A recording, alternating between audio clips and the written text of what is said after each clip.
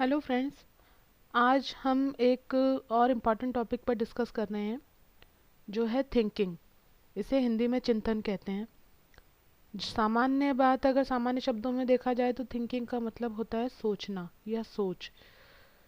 लेकिन यह प्रोसेस जो है हिंदी में अगर हम देखते हैं चिंतन बोलते हैं तो ये सोच से कुछ हटके है, कुछ अलग है, या बोलें एक स्टेप आगे, उसका एक चरण है।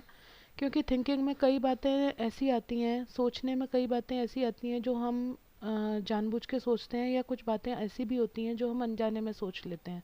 लेकिन जब चिंतन होता है तो चिंतन हमेशा एक गोल ओरिएंटेड होता है, इसका कोई पर्पस होता है, किसी पर्टिकुलर सिचुएशन को लेकर होता है। तो एक माइन्यूट सा डिफरेंस है। इंग्लिश में इसके लिए थिंकिंग के साथ एक रिफ्लेक्शन टर्म भी काम में लिया जाता है। क्या थिंकिंग है और रिफ्लेक्शन किसे कहते हैं, आइए इस पर चर्चा करते हैं। और थिंकिंग की प्रोसेस किस प्रकार होती है, ये स्टूडेंट के लिए कैसे फ़ायदेमंद है, वो आज हम इस वीडियो में देखने वाले हैं। तो आइए शुरुआत करते हैं आज के वीडियो की। सबसे पहले हम देखते हैं कि वास्तव में थिंकिंग क्या है। Thinking is a mental process. It is about reason, figuring it out and engaging the mind to solve the problem. यानी यह एक मानसिक प्रक्रिया है। थिंकिंग एक मानसिक प्रक्रिया है जो किसी भी समस्या के कारण और उसमें हमारे ब्रेन को या हमारे माइंड को किस तरीके से एंगेज करना है, इससे रिलेटेड है। और अल्टीमेटली हम प्रॉब्लम का सलूशन उसके थ्रू ढूंढ पाते हैं। तो थिंकिंग एक ऐसी प्रोसेस है जिसके थ्रू हमारा माइंड किसी भी प्रॉब्लम के या किसी भी पर्टिकुलर सिचुएशन के पॉसिबल वेज को तलाशने की कोशिश करता है, ताकि हम उस पर्टिकुलर प्रॉब्लम को सॉल्व कर पाएँ या उस सिचुएशन से बाहर निकल पाएँ। हमारे ब्रेन के थ्रू या हमारे माइंड के थ्रू जो एक कॉग्निटिव प्रोसेस चलता है या मेंटल प्रोसेस चलता है, जिसके द्वारा वो एक ही सिचुएशन के कई सारे पहलुओं से संबंधित रास्तों को ढूंढता है और उस प्रॉब्लम के सलूशन के बारे में सोचता है, वह प्रक्रिया थिंकिंग या चिंतन कहलाती है। ये थोड़ा सा डिफरेंस है इसका रिफ्लेक्शन के साथ में।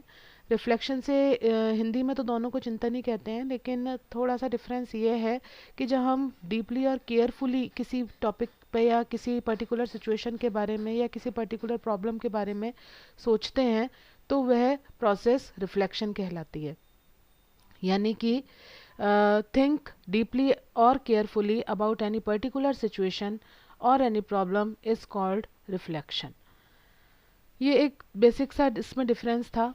अब कुछ डेफिनेशंस हम देख लेते हैं कि वैलेंटाइन जो डेफिनेशंस दी गई हैं वो डेफिनेशन में से काफ़ी क्वेश्चंस आते हैं। जैसे पहली डेफिनेशन वैलेंटाइन की लिए जिन्होंने 1965 में दी थी। क्वेश्चन आपका जो उठ सकता है वो यहाँ से उठ सकता है कि ये डेफिनेशन आपको दे दी जाए और उसके बाद पूछा जाए कि ये डेफिनेशन किसकी है, तो हम आंसर दे सकते हैं वैलेंटाइन ने दी थी। इसमें उन्होंने बताया कि किसी पर्पस को लेकर के जो कनेक्टिंग फ्लो होते हैं हमारे आइडियाज़ के, उनकी जो मेंटल, उनसे रिलेटेड जो मेंटल एक्टिविटी होती है वो थिंकिंग कहलाती है। कनेक्टेड फ्लो ऑफ आइडियाज़, ये इसका की वर्ड है। तो इन्होंने जो डेफिनेशन दी उसके अकॉर्डिंग इन्होंने कहा thinking for an activity consist essentially of a connected flow of ideas which are directed towards some purpose. यानी किसी विशेष उद्देश्य को लेकर यदि हमारे आइडियाज़ एक दूसरे से कनेक्ट हो रहे हैं और एक उस प्रॉब्लम से या उस सिचुएशन के लिए या उस एक्टिविटी को कंडक्ट कर रहे हैं, तो वो प्रोसेस थिंकिंग की प्रोसेस कहलाती है। ये डेफिनेशन वैलेंटाइन की दी हुई डेफिनेशन है जिन्होंने 1965 में दी। इसके अलावा और भी इम्पॉर्टेंट डेफिनेशंस हैं। जैसे रॉस की जो डेफिनेशन है वो 1951 में दी गई और इन्होंने थिंकिंग को एक मेंटल एक्टिविटी कहा। सबसे पहले मेंटल एक्टिविटी कहने वाले जो साइकोलॉजिस्ट थे वो रॉस थे। उन्होंने थिंकिंग को एक मेंटल एक्टिविटी कहा जो कि किसी कॉग्निटिव डोमेन से रिलेट करती है, यानी ब्रेन रिलेटेड इसमें एस्पेक्ट आते हैं। तो thinking is an mental ability which regard to psychological object और कॉग्निटिव डोमेन। ये रॉस की डेफिनेशन है। इसी के साथ गैरेट की डेफिनेशन जो थी, गैरेट ने बिहेवियर टर्म का यूज़ किया अपनी डेफिनेशन में। ये कुछ कीवर्ड्स हैं जो मैंने अंडरलाइन किए हैं, इससे थ्रू आपको डेफिनेशन याद करने में थोड़ी हेल्प हो जाएगी।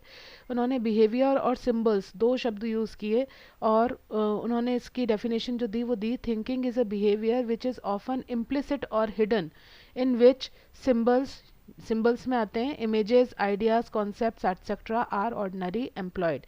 यानी कि थिंकिंग एक ऐसा अदृश्य और अव्यक्त व्यवहार है जो किसी पर्टिकुलर प्रतीकों के माध्यम से, अब प्रतीकों में कोई दृश्य हो सकता है, कुछ विचार हो सकते हैं, कुछ अवधारणाएं हो सकती हैं, पूरा किया जाता है। तो ऐसा व्यवहार जिसमें प्रतीकों का प्रयोग होता है, एक ऐसा व्यवहार जिसमें, या छुपा हुआ एक ऐसा व्यवहार जिसमें विभिन्न प्रतीकों का प्रयोग किया जाता है, वह प्रोसेस जो है वो थिंकिंग कहलाती है, ये गैरेट ने कहा। सिंबल्स के बारे में सबसे पहले बताने वाले गैरेट थे। कॉलिस्निक ने डेफिनेशन दी, उन्होंने बताया thinking is reorganisation of concepts, यानी हमारे जो संप्रत्य हैं, जितनी अवधारणाएं हैं, उन सबको रीऑर्गेनाइज जिस प्रोसेस के थ्रू किया जाता है, पुनर्संगठित जिस प्रक्रिया के द्वारा किया जाता है, वह प्रक्रिया चिंतन या थिंकिंग कहलाती है। तो ये कुछ डेफिनेशंस हैं जो बाय नेम भी पूछी जा सकती हैं, या फिर इनके कीवर्ड्स के आधार पर इनमें से प्रश्न आ सकते हैं। अब आगे की बात करते हैं तो हम देखते हैं कि चिंतन के प्रमुख विशेषताएं क्या हैं, कौन कौन से की पॉइंट्स हैं या कौन कौन से मुख्य बिंदु हैं जो हम चिंतन के बारे में बात करते हैं तब हमें ध्यान रखने होते हैं। तो मेन कैरेक्टरिस्टिक में पहला है कॉग्निटिव प्रोसेस। चिंतन एक मानसिक प्रक्रिया है, एक संज्ञानात्मक प्रक्रिया है। इसमें जो प्रोसेस होती है ये केवल ब्रेन से रिलेटेड है, और सोचने समझने की जो चिंतन की क्षमता है ये केवल मनुष्य के पास पाई जाती है, अन्य जानवरों के पास ये क्षमता नहीं होती। यही कारण है कि मनुष्य अन्य जानवरों से थोड़ा भिन्न है, क्योंकि वह चिंतन कर सकता है और जो पशु हैं वो चिंतन नहीं कर सकते। दूसरा इसका मेन कैरेक्टरिस्टिक है कि यह हमेशा किसी प्रॉब्लम या किसी इश्यू या किसी पर्टिकुलर सिचुएशन के साथ स्टार्ट होता है। जब हम किसी टॉपिक पर चिंतन करते हैं या हम किसी बात पर चिंतन करते हैं तो उसके लिए हमारे पास या तो कोई इश्यू होना चाहिए, कोई मुद्दा होना चाहिए, या कोई प्रॉब्लम, या फिर कोई पर्टिकुलर सिचुएशन होनी ऐसी हो जिसके बारे में कुछ बातों पर विचार किया जाए या सोचा जाए। तो जब हम किसी पर्टिकुलर प्रॉब्लम को या सिचुएशन के ऊपर अपने माइंड में डिफरेंट तरीके के व्यूज़ को एनालाइज करते हैं या रीऑर्गेनाइज करते हैं, तब वो प्रोसेस थिंकिंग या चिंतन कहलाती है। थर्ड इसका कैरेक्टरिस्टिक है it leads to solution of problem. चिंतन करने के बाद हम उस समस्या के समाधान तक पहुंच जाते हैं। ऐसा नहीं है कि आपने चिंतन किया और आपको प्रॉब्लम का सलूशन नहीं मिलेगा। प्रॉब्लम का सलूशन ज़रूर मिलता है अगर आपने चिंतन सही तरीके से किया है तो। इसका फोर्थ जो मेन कैरेक्टरिस्टिक है ये है from concrete to abstract. From concrete to abstract का मतलब ये हुआ कि इसमें पहले जो है वो एक कॉन्क्रीट वे में उस चीज़ को समझा जाता है और उसके बाद हम कठिन से सरल की ओर वाले सिद्धांत पर काम करते हैं। इसमें विषय वस्तु पहले हमारे पास जो होती है उसके बाद हम उसको और सिंप्लीफाई करते हुए उसके समझने की कोशिश करते हैं, जिससे हमारा अंडरस्टैंडिंग का लेवल इंक्रीज होता है। नेक्स्ट इसका कैरेक्टरिस्टिक है it's various symbols are used. ये हमने गैरेट की डेफिनेशन में पहले भी देखा था। इसमें विभिन्न प्रकार के प्रतीकों का या सिंबल्स का प्रयोग किया जाता है, और ये सिंबल्स कुछ इमेजेस हो सकती हैं या कुछ डायग्राम हो सकते हैं या फिर कुछ कॉन्सेप्ट्स हो सकते हैं, आइडियाज़ हो सकते हैं, कुछ भी हो सकता है जिससे रिलेटेड जो भी की पॉइंट आप या की पॉइंट पर जिस पर आप चिंतन करने वाले हो वो सभी की पॉइंट्स जो हैं वो सिंबल्स कहलाते हैं। नेक्स्ट जो मेन कैरेक्टरिस्टिक है थिंकिंग का वो है एनालिसिस और सिंथेसिस प्रेजेंट। चिंतन में संश्लेषण और विश्लेषण दोनों गुण पाए जाते हैं। हम इस प्रक्रिया के अंदर किसी विषय वस्तु का संश्लेषण भी करते हैं और उसका विश्लेषण भी करते हैं। तो इसकी क्वालिटी जो मेन क्वालिटी है कि एनालिसिस और सिंथेसिस दोनों प्रॉपर्टीज हमारी जो हैं वो थिंकिंग के अंदर होती हैं। नेक्स्ट कैरेक्टरिस्टिक है कि ये हमेशा लक्ष्य उद्देश्य आधारित होता है।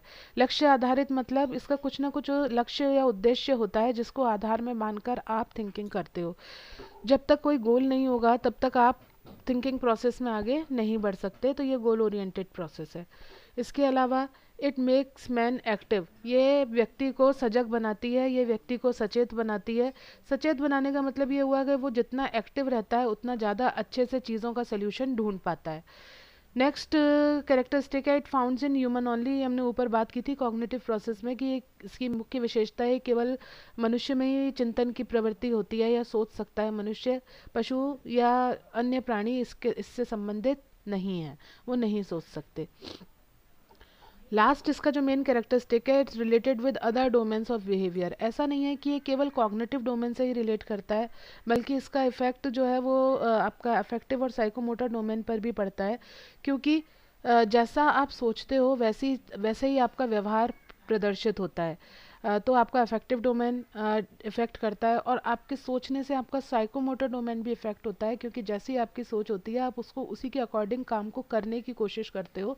तो आपका जो मनोवैज्ञानिक या संश्लेषक तत्व है, साइकोमोटर जो डोमेन है, वो भी इससे रिलेटेड है। तो ये कुछ मेन कैरेक्टरिस्टिक्स हैं जो इनसे रिलेटेड क्वेश्चन कई बार पूछे जाते हैं कि जो थिंकिंग है वो किस तरफ चलती है, तो वो कॉन्क्रीट टू एब्स्ट्रैक्ट चलती है, या फिर ये जो है वो कौन से डोमेन से रिलेटेड है। तो ये सभी डोमेन से रिलेटेड है, लेकिन मेन पार्ट जो होता है वो कॉग्निटिव डोमेन का होता है, लेकिन इसका इफेक्ट अफेक्टिव और साइकोमोटर डोमेन से भी संबंध होता है। अब आगे हम बात करते हैं कि चिंतन की प्रक्रिया वास्तव में होती किस प्रकार है, कौन कौन से स्टेप्स होते हैं। तो बहुत एक सिंपल सी प्रोसेस है देखने में, लेकिन मेंटल प्रोसेस होने के बाद ये बहुत ज़्यादा कॉम्प्लिकेटेड हो जाती है ब्रेन के लिए। तो चिंतन की जो प्रक्रिया है सबसे पहले होती है प्रॉब्लम से start. So presence of problem is first step. After that the second step is coming up different thoughts और आइडियाज़। जब आपके पास कोई प्रॉब्लम होती है तो उससे रिलेटेड डिफरेंट थॉट्स और आइडियाज़ आपके ब्रेन में आने लगते हैं, दिमाग में आने लगते हैं। आप किसी एक ही प्रॉब्लम या किसी एक सिचुएशन के डिफरेंट एस्पेक्ट के ऊपर सोचने लगते हो। ये सेकंड स्टेप होता है। इसके बाद थर्ड स्टेप है adjustment of the thoughts with goal. अब आपके दिमाग में बहुत सारे विचार आ रहे हैं, लेकिन वो उन विचारों में से उस पर्टिकुलर प्रॉब्लम से रिलेटेड जो विचार है, या आपको अपने गोल तक पहुंचने के लिए कौन कौन से थॉट्स हैं वो यूजफुल होंगे, उनको एडजस्ट करना अपने गोल के साथ में, ये आपका थर्ड स्टेप होता है। फोर्थ, अभी इसको एक एग्जांपल से समझेंगे। फोर्थ स्टेप होता है ट्रायल एंड एरर। यानी जो आपने जो थॉट्स अपने गोल के साथ एसोसिएट किए हैं, एडजस्ट किए हैं, वो एक बार आप ट्राई करके देखते हो कि ये वेरीफाई करते हो इस चीज़ को कि ये सही है या नहीं। तो ट्रायल एंड एरर के थ्रू हम उनको वेरीफाई करते हैं, और उसके बाद में जो है वो नेक्स्ट स्टेप जो होता है इसमें सबसे बड़ा जो इम्पोर्टेंट एस्पेक्ट है कि एक्टिविटी कंटिन्यू वे में होनी चाहिए। ऐसा नहीं है कि एक पर्टिकुलर टाइम के लिए आपने सोचा और उस प्रॉब्लम को वहीं छोड़ दिया कि बाद में इसके बारे में सोचा जाएगा। इसके लिए आपको बी अटेंटिव रहना पड़ेगा, एक्टिव रहना पड़ेगा, क्योंकि जितना आप एक्टिव होंगे उतना ही आप जल्दी प्रॉब्लम को सॉल्व कर पाएंगे। और अल्टीमेटली जब आप प्रॉब्लम को सॉल्व करेंगे तो उससे रिलेटेड दूसरे एस्पेक्ट पर भी बात करेंगे, तो प्रेजेंस ऑफ प्रॉब्लम दोबारा आएगी। इस तरीके से ये साइकिल प्रॉपर चलता रहता है। तो हम यहाँ एक एग्जांपल देखते हैं कि आप किसी कॉम्पिटिटिव एग्ज़ाम की तैयारी कर रहे हो, तो उसकी तैयारी करके उसको सेलेक्ट करना, उसको पास करना आपका गोल है, उसमें सेलेक्ट होना आपका गोल है। तो प्रेजेंस ऑफ प्रॉब्लम है उस एग्ज़ाम को पास करना। फिर उसके से रिलेटेड आपके दिमाग में बहुत सारे आइडियाज़ आते हैं कि मैं इस एग्ज़ाम को क्लियर करने के लिए किस तरीके से पढ़ाई कर सकता हूँ, क्या मैं अपने एल्डर्स की कोई हेल्प ले सकता हूँ, या मैं एक्सपर्ट्स की हेल्प लूँ, या मैं बुक पढ़ूँ, या फिर मैं कोचिंग लूँ। ये सारे आइडियाज़ आपके दिमाग में आने लगते हैं। फिर इनमें से जो सबसे अप्रोप्रिएट आइडिया होता है उसको आप अपने गोल के साथ एसोसिएट कर लेते हो कि अच्छा मुझे अपने गोल को अचीव करने के लिए ये वाला तरीका सबसे ज़्यादा ठीक रहेगा। तो वो एडजस्टमेंट होता है आपका अपने गोल के साथ। इसके बाद आप करके देखते हो, उस काम को ट्राई करते हो कि आप सक्सेसफुल हो रहे हो कि नहीं। अगर आपको उसमें फ़ायदा लगता है तो आप उस चीज़ को कंटिन्यू करते हो, और अगर आपको वो तरीका ठीक नहीं लगता तो आप उसको छोड़कर दूसरा तरीका अपना लेते हो। और उसके बाद आप उसी एक्टिविटी में कंटिन्यू एक्टिव होते हुए उस काम को कंप्लीट करने की कोशिश करते हो, अल्टीमेट गोल तक पहुंचते हो। जब आप गोल तक पहुंचते हो तो आपके दिमाग में फिर कुछ और विचार आते हैं, फिर प्रॉब्लम स्टार्ट होती है, और ये प्रोसेस चलता रहता है। ये एक थिंकिंग की प्रोसेस है, चिंतन की प्रक्रिया है। अब इसके आगे हम बात करें कि वास्तव में जो चिंतन है वो कितने प्रकार का होता है। यहाँ से भी कई बार प्रश्न उठते हैं कि चिंतन, आपके एग्जाम्पल दिया होता है और उसके बेस पर आपको बताना होता है, या फिर पूछा जाता है कि चिंतन कितने प्रकार के होते हैं। तो चिंतन कई प्रकार के होते हैं, लेकिन मेजर पार्ट्स इसके जो हैं, मेजरली इसको हमने 5 पार्ट्स में मैंने यहाँ डिवाइड किया है। आपको किसी और सोर्सेज में 4 या 6 या 7 भी मिल सकते हैं, लेकिन मेन जो मैंने लिए हैं यहाँ पर चिंतन के प्रकार, वो जो मेन लिए हैं वो लिए हैं यहाँ पर हमने 5 प्रकार। तो पहली प्रकार का जो हमने चिंतन या थिंकिंग ली है वो है परसेप्चुअल और कॉन्क्रीट थिंकिंग। परसेप्चुअल थिंकिंग का मतलब होता है किसी परसेप्शन या प्रत्यक्षीकरण को ध्यान में रखते हुए आप चिंतन करते हो, इसे मूर्त चिंतन भी कहते हैं। कॉन्क्रीट थिंकिंग मतलब मूर्त चिंतन या प्रत्यक्ष बोधात्मक चिंतन। यह है थिंकिंग की सबसे सिंपल फॉर्म है। चिंतन का सबसे सरल प्रकार है, क्योंकि इसमें किसी चीज़ को प्रत्यक्ष देख करके आप सोचते हो। परसेप्शन जो होता है वो किसी चीज़ के प्रत्यक्षीकरण के द्वारा होता है। जो आपका जो होता है थिंकिंग स्टार्ट होती है वो परसेप्शन के थ्रू होती है, इसलिए इसे परसेप्चुअल थिंकिंग कहते हैं। ये जनरली छोटे बच्चों और एनिमल्स में पाई जाती है। इसका एक एग्जांपल लेते हैं कि जैसे बच्चों को कोई अजनबी कोई चीज़ देता है और बच्चा उस चीज़ को लेने से मना कर देता है, क्योंकि उसने पहले सुना हुआ था कि एक बार किसी अजनबी ने कोई चीज़ दी थी, तो वो उस बच्चे ने ले ली, तो वो उसको किडनैप करके ले गया। छोटे बच्चे ऐसे केसेस सुनते हैं। या फिर दूसरा एक केस हो सकता है कि बच्चा डर रहा है किसी चीज़ से, तो बच्चा डर रहा है क्योंकि वो पहले जलने से डरता है, या मान लिया कि एग्जांपल लिया, बच्चा जलने से डर रहा है क्योंकि वो पहले जल चुका है। तो उसने परसेप्शन लिया, उस चीज़ का अनुभव लिया, इसके आधार पर वह उस चीज़ से डर रहा है। उसने सोचा कि ये मेरे साथ पहले एक्सपीरियंस के बेस पर उसने अंदाज़ा लगाया कि ये इंसिडेंस मेरे साथ पहले हुआ था। तो उसके बाद उसने उस चीज़ से सोचने के बाद वो इस कंक्लूजन पर पहुंचा कि ये चीज़ जला देती है, इसलिए मुझे आग से दूर रहना चाहिए। तो किसी चीज़ को प्रत्यक्ष देखने के बाद जो थिंकिंग होती है वो परसेप्चुअल थिंकिंग कहलाती है। इसके बाद सेकंड नंबर की जो थिंकिंग होती है वो होती है कॉन्सेप्चुअल या एब्स्ट्रैक्ट थिंकिंग। इसे बोलते हैं अवधारणात्मक या अमूर्त चिंतन। अमूर्त चिंतन में कोई चीज़ प्रत्यक्ष दिखाई नहीं देती सोचने के लिए। ये थोड़ी कॉम्प्लेक्स फॉर्म है थिंकिंग की, क्योंकि ये हमारी अंडरस्टैंडिंग को डेवलप करती है। इसमें हमारे पास कोई विषय वस्तु, कोई डायरेक्ट देखने लायक वस्तु नहीं होती, या कोई टॉपिक नहीं होता, या कोई उदाहरण नहीं होता। बस जो जनरलाइज्ड थॉट्स होते हैं उनका यूज़ किया जाता है। लेकिन इसमें भाषा बहुत इंपॉर्टेंट रोल प्ले करती है, क्योंकि अगर आपके पास आप प्रॉपर लैंग्वेज जानते हो, तो ही आप विचारों को और ज़्यादा एसोसिएट कर पाओगे, लिंक कर पाओगे, या रीऑर्गेनाइज कर पाओगे, और सोचने की आपकी जो प्रोसेस है वो इंक्रीज होगी उस पर्टिकुलर सिचुएशन से। तो इसे एक हाई लेवल की थिंकिंग माना जाता है, कॉम्प्लेक्स थिंकिंग माना जाता है। थर्ड नंबर की जो थिंकिंग है वो इमेजिनेटिव या कल्पनात्मक चिंतन जिसे कहते हैं। इमेजिनेटिव थिंकिंग या कल्पनात्मक चिंतन, जैसा नाम से ही पता चल रहा है, इसमें ये कल्पना पर आधारित होता है। इसमें जो मेंटल सिंबल्स होते हैं या इमेजेस होती हैं वो यूज़ की जाती हैं। जो मेंटल लेवल पर हमारे स्कीमास बने हुए होते हैं, सिंबल्स बने हुए होते हैं, उनको यूज़ किया जाता है। इसमें सिचुएशन डायरेक्टली दिखाई नहीं देती, इसकी तरह से इसमें परसेप्शन नहीं होता। इसका एक एग्जांपल ले तो हम कह सकते हैं कि मम्मी पापा, किसी बच्चे के मम्मी पापा बाज़ार गए, तो बच्चा इमेजिन कर रहा है, कल्पना कर रहा है कि मम्मी पापा बाज़ार से आएंगे तो मेरे लिए खिलौने लाएंगे या मेरे लिए कोई खाने की चीज़ लाएंगे। तो वो जो सोच रहा है, कल्पना करके जो सोच रहा है, वो उसकी कल्पनात्मक चिंतन की प्रवृत्ति है, इमेजिनेटिव थिंकिंग है। ये एक इसका एग्जाम्पल है। अब हम आगे बात करते हैं फोर्थ नंबर की थिंकिंग की, जो है रिफ्लेक्टिव थिंकिंग। ये बहुत इंपॉर्टेंट थिंकिंग है, क्योंकि इसे हाई ऑर्डर थिंकिंग कहा गया है। हाई ऑर्डर थिंकिंग मतलब उच्च श्रेणी का जो चिंतन होता है वो रिफ्लेक्टिव थिंकिंग या कहलाता है, क्योंकि ये हमेशा गोल ओरिएंटेड होता है। रिफ्लेक्टिव थिंकिंग में क्रिटिकल थिंकिंग, क्रिएटिव थिंकिंग, ये सारी चीज़ें आती हैं। लॉजिकली एनालाइज करते हैं हम किसी चीज़ को।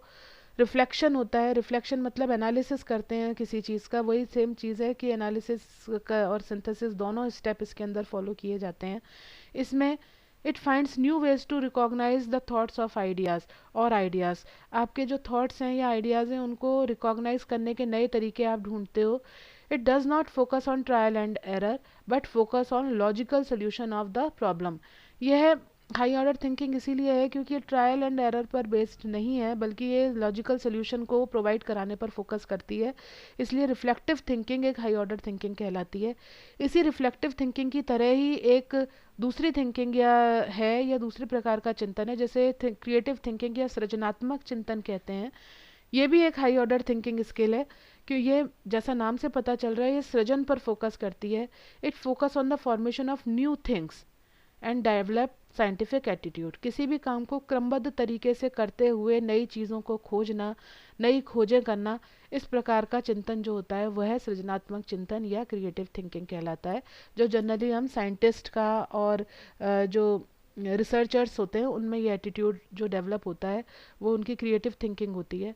Not based on the pre defined principle of theories. इसमें जैसा भी हमने देखा, नया कुछ खोजने की कोशिश की जाती है, जो पहले से दिए गए सिद्धांत हैं या जो पहले से दिए गई अवधारणाएं हैं उन सब पर जो है वो फोकस नहीं किया जाता, नई चीज़ों के खोजने पर, नई चीज़ों को पता लगाने पर फोकस किया जाता है। तो ये मेनली 5 प्रकार की थिंकिंग है। एक बार दोबारा देख लेते हैं।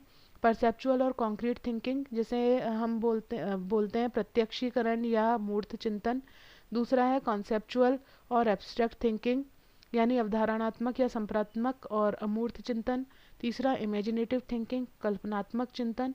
चौथा रिफ्लेक्टिव थिंकिंग और पांचवा क्रिएटिव थिंकिंग या सृजनात्मक चिंतन। ये कुछ इस मेन टाइप्स हैं थिंकिंग के। ये कम या ज़्यादा भी आपको किसी रिसोर्सेज में मिल सकते हैं, लेकिन यहाँ हम मेनली इन पांचों पर डिस्कस कर रहे हैं। अब हम आगे बात करते हैं कि चिंतन के मुख्य उपकरण क्या होते हैं। तो बहुत इम्पॉर्टेंट है ये पॉइंट, जिसमें से आपको क्वेश्चन मिलते हैं।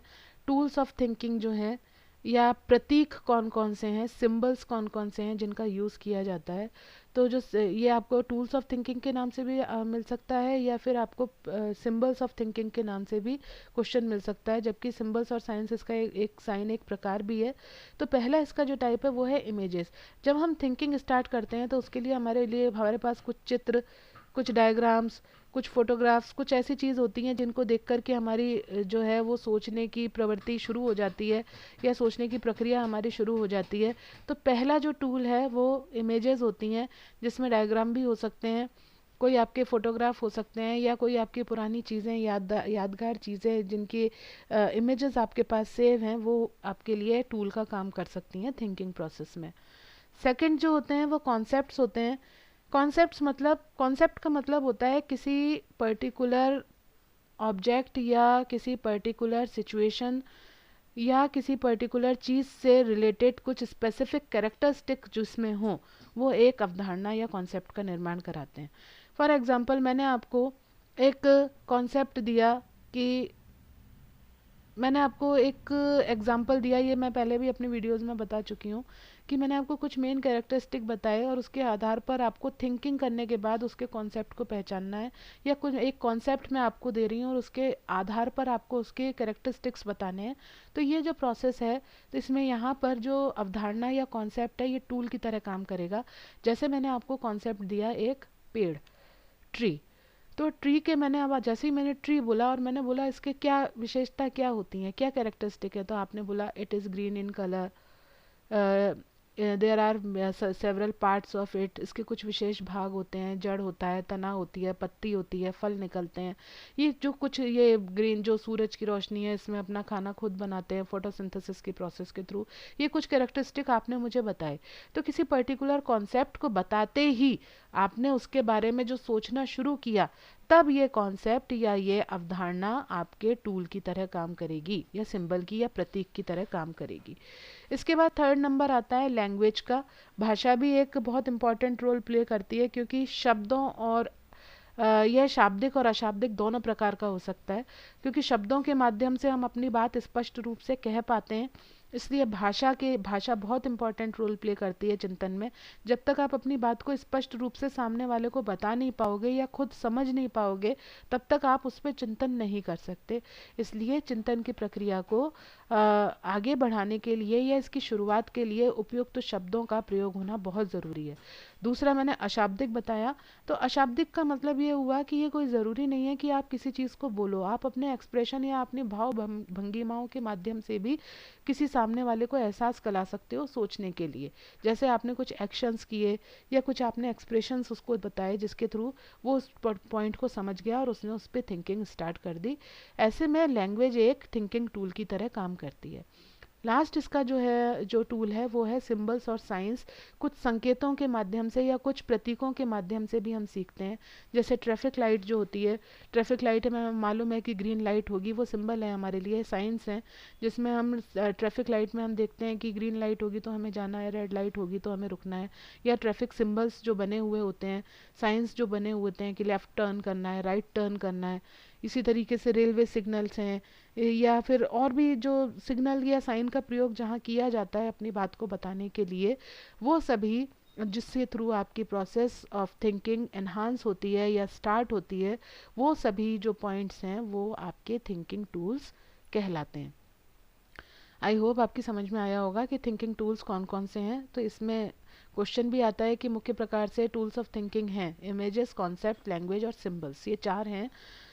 अब हम आगे बात करते हैं अपने टॉपिक में कि इन्फ्लुएंसिंग फैक्टर्स कौन कौन से हैं थिंकिंग के, चिंतन को प्रभावित करने वाले कारक कौन से हैं, इस पे भी प्रश्न बनते हैं। तो सबसे पहली बात, फोर्सफुल मोटिवेशन।